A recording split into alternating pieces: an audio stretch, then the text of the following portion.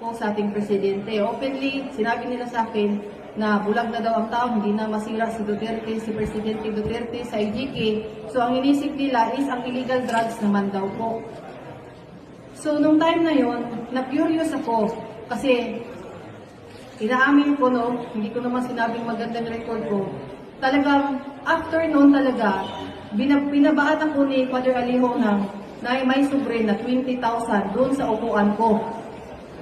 So, ako naman, nadala naman ako kasi medyo notorious din. So, sinakyan ko na lang rin kasi kada salita, pera, tapos minsan nilalagay pa sa, sa yung mga tissue kung saan kami kumakain.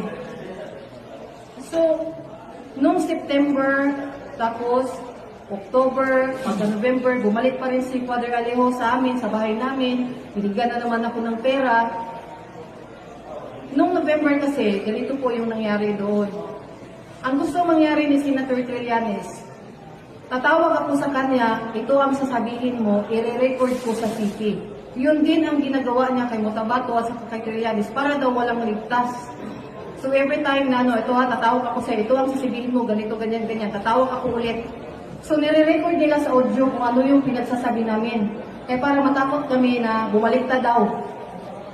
So at that time, doon na nag-first na meron silang pinadala sa akin na draft na affidavit.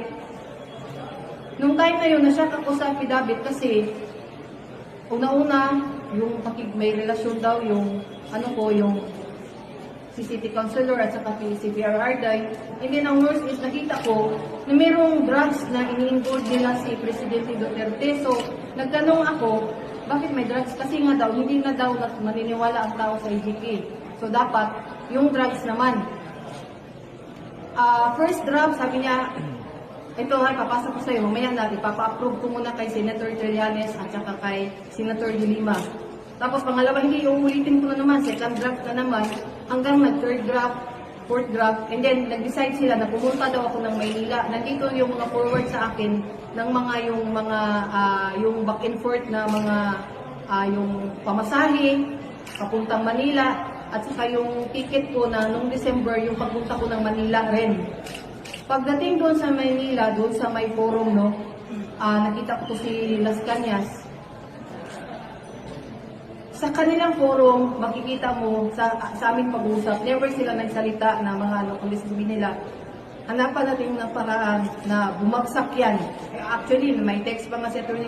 Sabio nga, yung yung testimonyo mo, hagsak mo, Bisaya pa, muhagsak na gina si Presidente Duterte, anak.